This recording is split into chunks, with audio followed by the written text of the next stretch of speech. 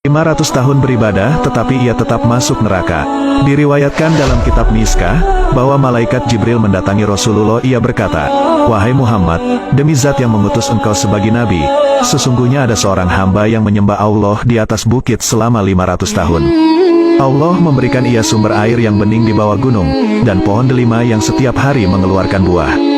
Ketika sore hari ia turun ke sumber air untuk berwudu, dan mengambil buah delima untuk ia makan.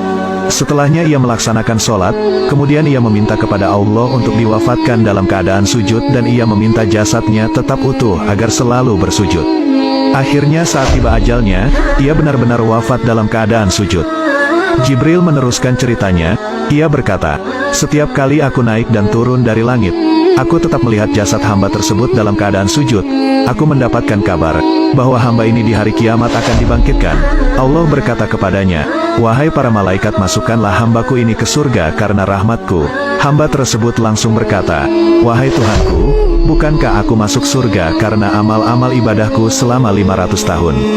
Wahai para malaikat, timbanglah amal ibadah hambaku ini dengan nikmatku yang kuberikan.' Mendengar perintah Allah, malaikat pun langsung menimbang amal ibadah hamba tersebut. Ternyata hasilnya, pemberian nikmat Allah yang berupa penglihatan itu saja sudah sama beratnya dengan amal ibadah hamba tersebut selama 500 tahun. Sementara nikmat-nikmat Allah yang diberikan kepada hamba tersebut masih banyak, tidak cukup dibandingkan ibadahnya. Akhirnya Allah berkata, 'Wahai para malaikat, masukkanlah hamba ini ke neraka.' Ia pun diseret ke neraka. Ia memanggil-manggil nama Allah, 'Wahai Tuhanku, masukkanlah aku ke surga karena rahmatmu.' Sesal hamba tersebut. Akhirnya Allah memerintahkan malaikatnya, 'Kembalikan hamba tersebut.' Allah berkata kepadanya, 'Wahai hambaku, siapakah yang menciptakanmu?'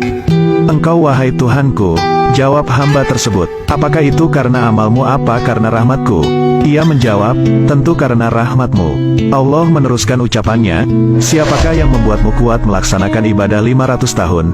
Siapa yang memberikan kamu sumber air saat kau butuh, dan memberikan buah delima setiap hari? Padahal engkau tahu bahwa delima hanya mengeluarkan buah dalam 1 tahun sekali. Dan siapakah yang mencabut ruhmu dalam keadaan sujud?' Hamba tersebut menjawab dengan suara yang lirih, 'Engkau wahai Tuhanku.' Allah berkata, 'Itu semua karena rahmatku kepadamu, sebab itulah semua hambaku masuk surga hanya karena rahmatku.'